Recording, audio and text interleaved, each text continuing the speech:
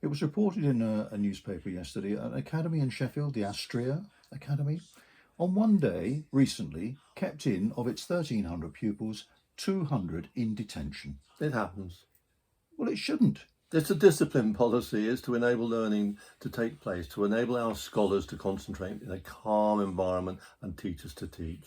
But that's an oppressive regime, isn't it? I mean, it's almost like being in the military. 200 out of 1,300 on one day in detention. How much time is that going to take up with teachers in administering it and keeping kids in and sitting with the pupils in the evening? It's efficiently managed. One teacher in the hall, 200 children. It's seldom that number. It sounds frightful. It sounds like a drill hall, in the army. Just ridiculous. That's not what education should be.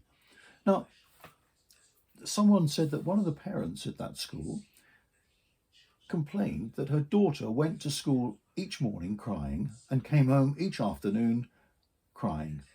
Well, if there are complaints, we will look into them. And there's been lots of reports there of quite significant mental health issues with those children. Now, I would suggest that some of that is because of the oppressive regime that's being operated. Well, it's an efficient, effective, well-organised, streamlined machine that we are running, not just in our school, not just in Astria, but John Keats, John Keats is another example of a school with a good, strong discipline policy. That's the one where they're not allowed to, children are not allowed to, I use children carefully, are not allowed to speak between lessons if they're in the corridors, isn't it? That's right.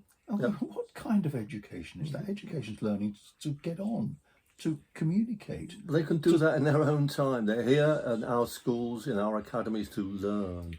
And the academy system is taking education forward beyond where they were in local authority days. Carl, that is not true. And actually, what you're proposing is not good education.